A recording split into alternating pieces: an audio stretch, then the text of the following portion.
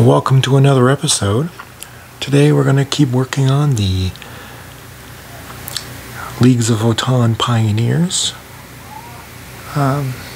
Probably maybe get one more belt, and we're just going to keep hammering at that. So without further ado, let's get at her.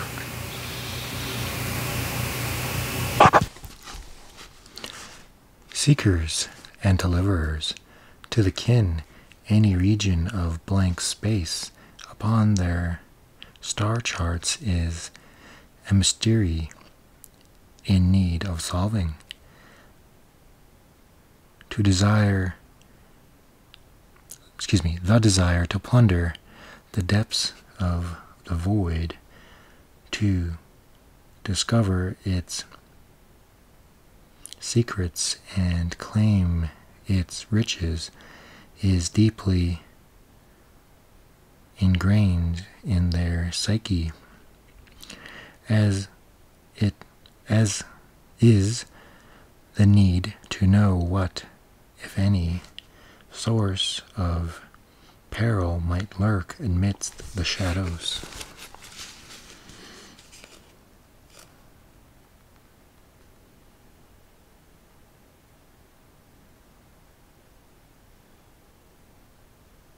The Hernkind are the furthest traveled of their race.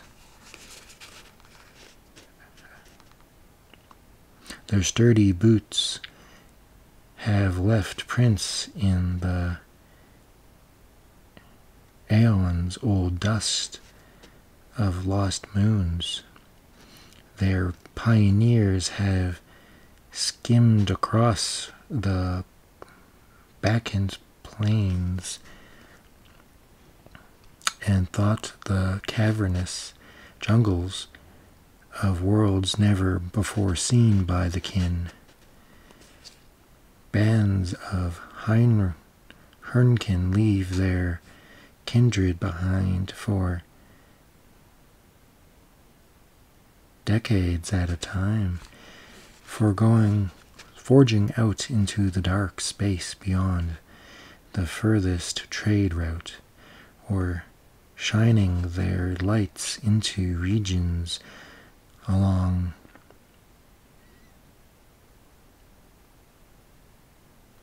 declared lost or forbidden. In many galactic clusters, such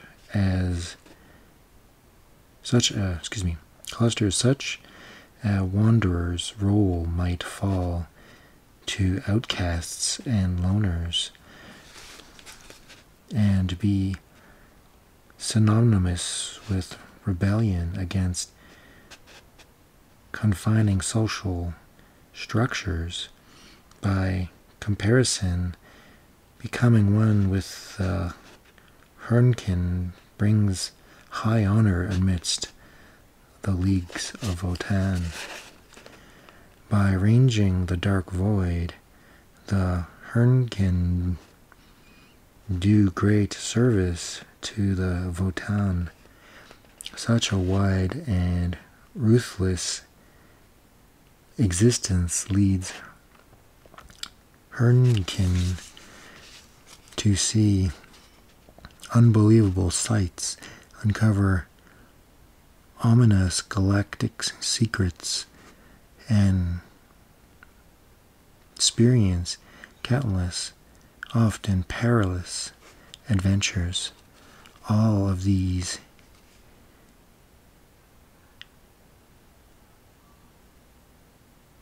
experiences ensure that when Heinrich finally returned to their ancestors,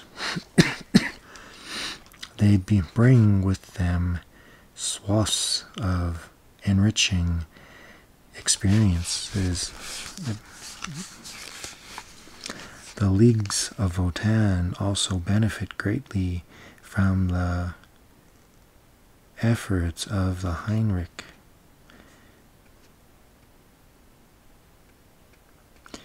It is often an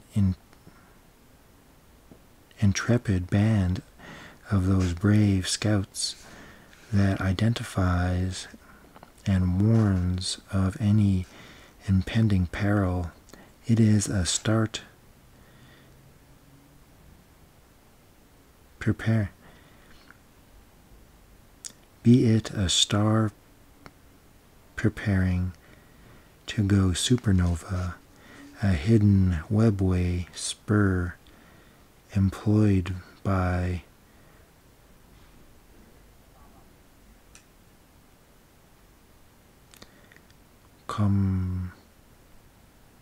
Comorit slave raiders, and on rushing Orkwog or some other unforeseen threat. The Hernkin also look potential trade parties for their kindreds, mark navigable void channels, scout valuable regions for kindred settlements, and most important of all, locate valuable resources to be exploited. To achieve all this, however, the Hernkin themselves make great personal sacrifices. It is this that makes them such heroes in the eyes of their fellow kin. It is not easy for family-focused clones to spend such extended periods of time away from the comfort of their kindreds and holds. Moreover, there is always the danger that if their band is wiped out far from League space, the Hernkin may never return to their ancestors. That these brave scouts are willing to take such risks says much of their character. It also speaks volumes of their race's inbuilt drive to survive no matter the hardships or danger. The Hernkin take pride in the perils of their roles as frontiersmen.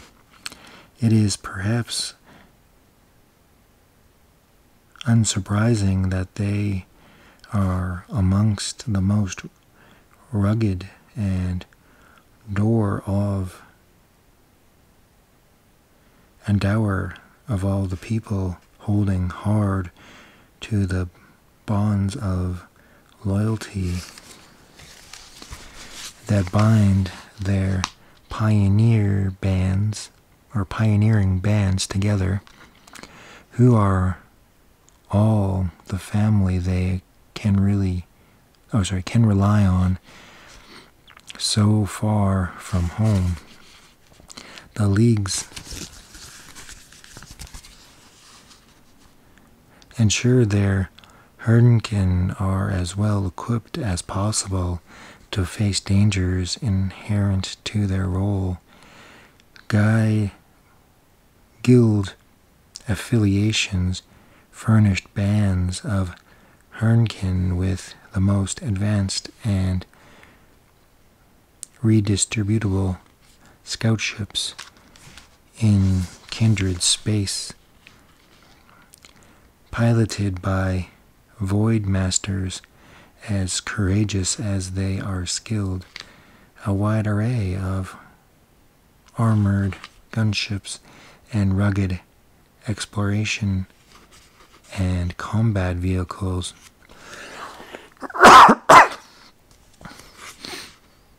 provide the Hernkin with transportation, the equal of even the most hazardous alien landscapes. Meanwhile, their enviro-hardened void suits are supplemented with an impressive arsenal of weapons, both kin portable and vehicle mounted, allowed with a range of field generators, survival gear, and pan-spectral scanners.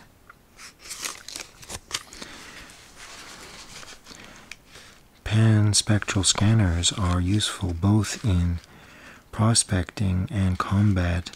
They can detect an incredible range of enemy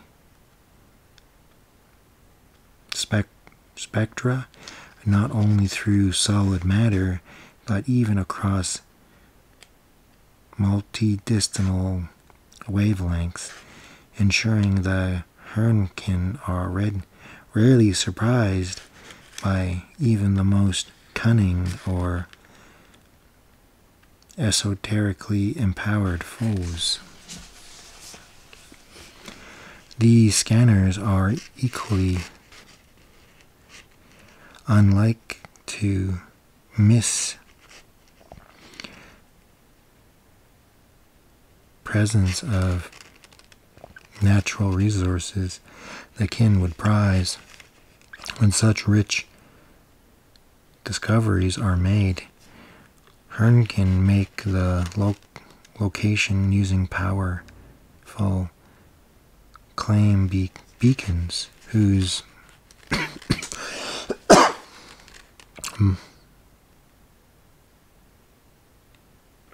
multi-spectral energy signatures are bouncing back along networks of relay satellites all the way to League space. It is as such time that the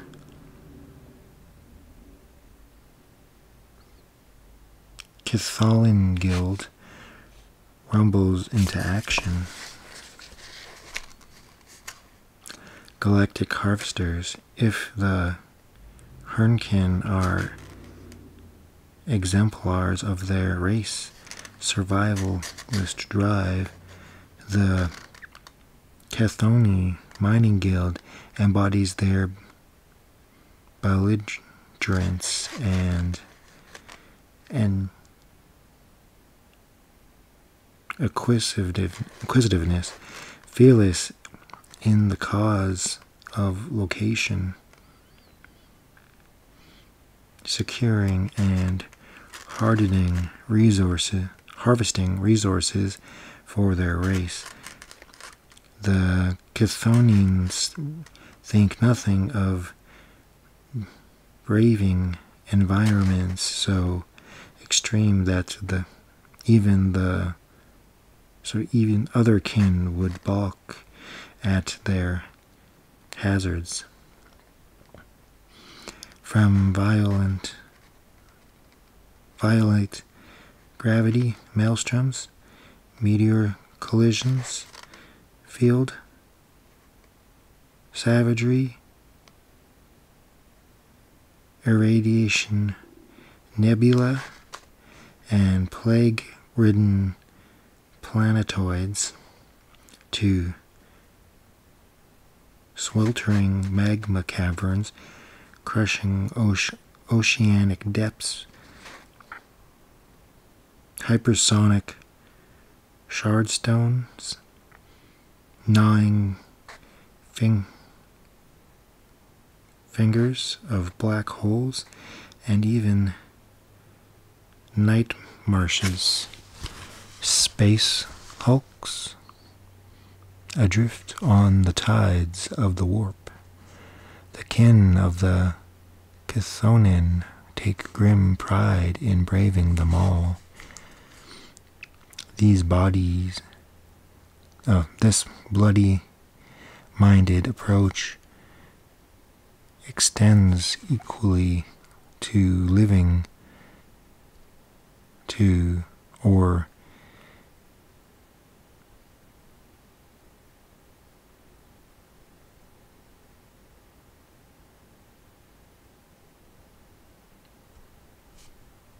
this bloody-minded approach extends equally to living or sentient hazards such as predatory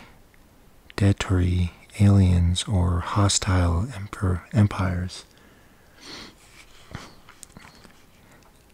Included in this category are also many adventured and militarized civilizations with what would seem to be entirely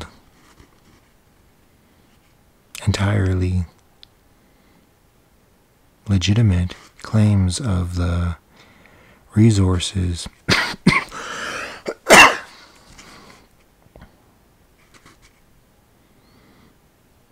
the Catholic covet.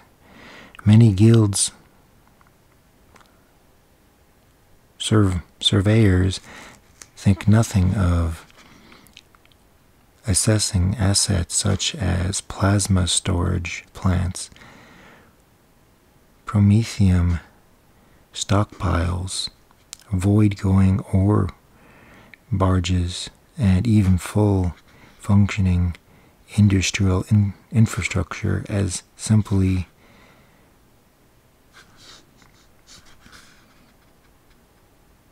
desirable concentrations of harvesting resources. They are viewed no differently than veins of precious ore locked away, within the rock face, waiting to be claimed. In such cases, trade is often attempted as a first resource for war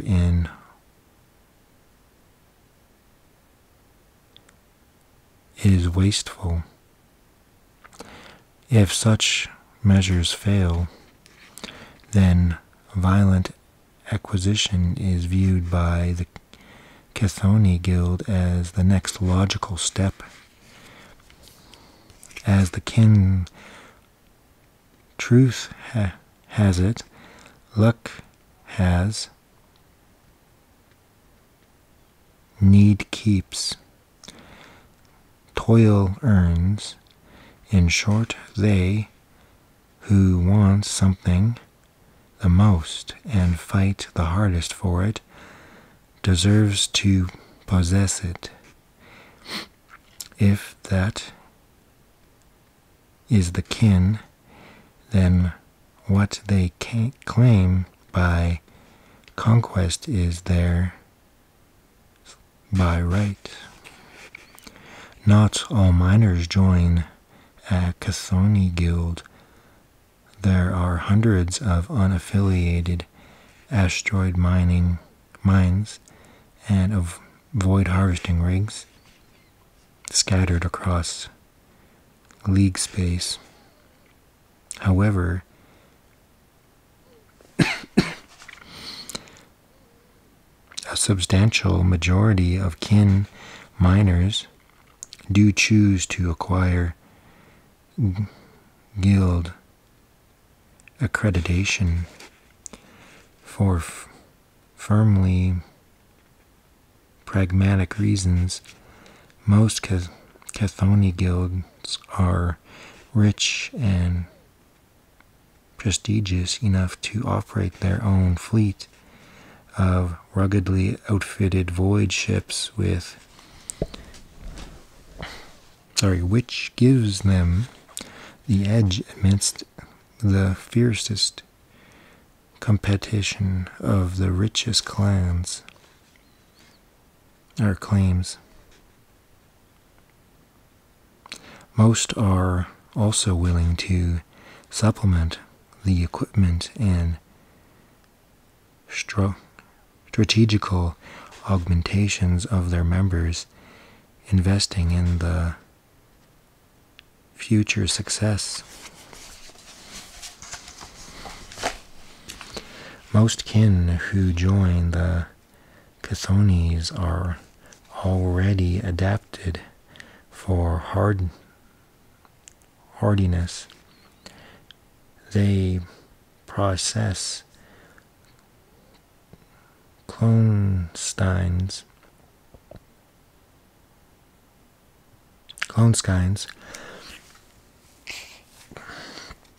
that imbue them with hyper defense bone structures, extreme tolerance to harmful radiation, the abilities to perceive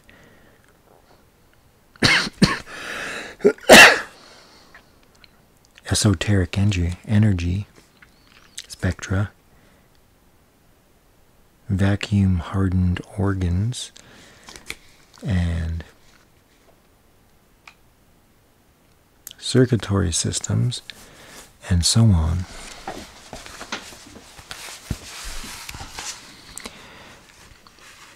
Added to this, they willingly submit to repeated surgical procedures that augment them with reinforced skull plates, advantageous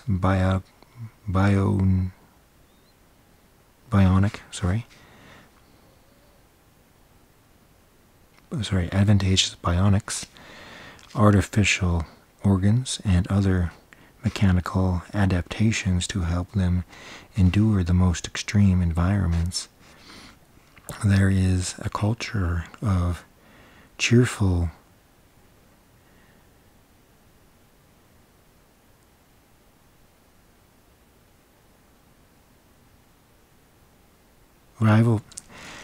rivalries amongst Chthonies regarding how heavily adapted and scared they are, both from the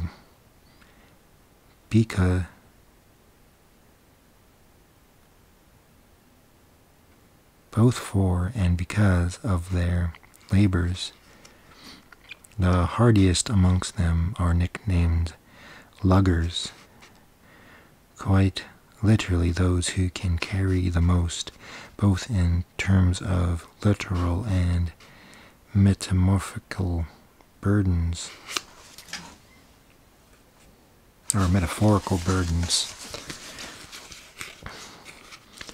With typical understatement,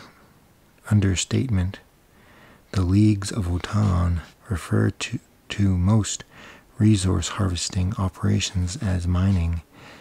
It is a humble word for such an incredible race of technologically breathtaking operations undertaking at a colossal scale. Global magna extraction and tectonic delving topple mountain ranges and shatter worlds as the kin free the resources they want excuse me, from the surrounding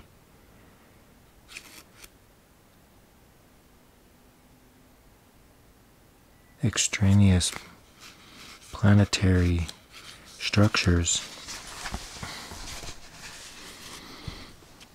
Stars grow dim under the attention of Chthoni stellar siphons, phenomena that humanoids view with superstitious terror are torn apart and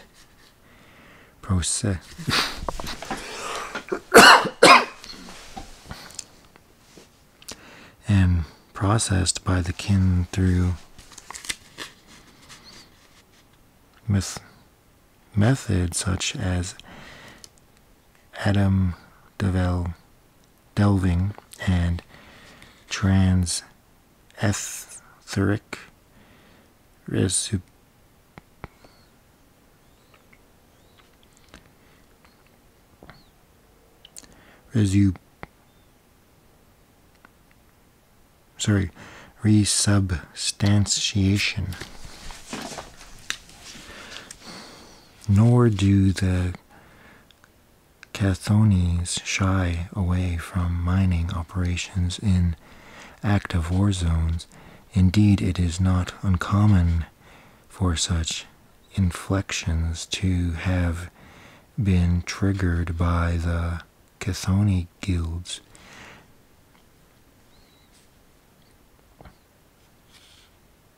Acquisitive effort.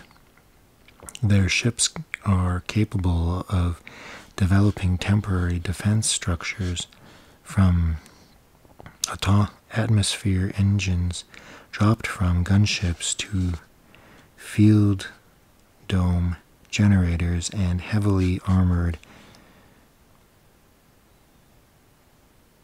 harvester plants, and the kin soldierly used to defend their ongoing extraction processes.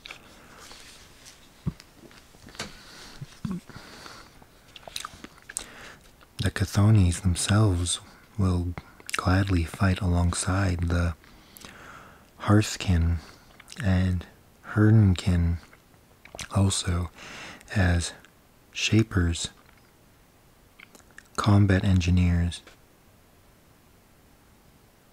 indomitable line breakers, or extreme environmental infantry. Cathoni berserkers in particular relish the opportunity to turn their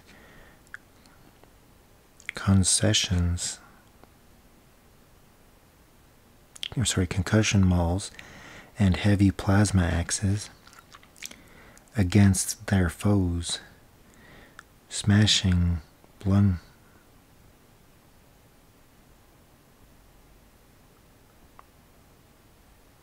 bludgeoning and blasting as they complete to prove themselves the toughest lugger.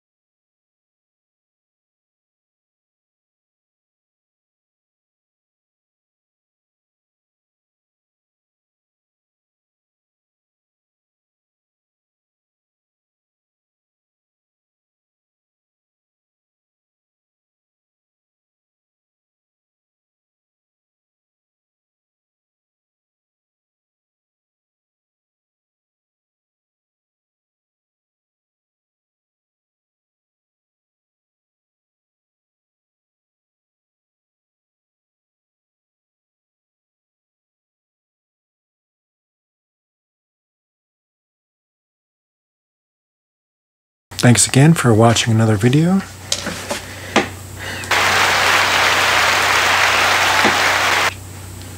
Please like and subscribe. Please share with your friends. If you feel like you like the content and if it's getting better, feel free to donate. Links are in the description.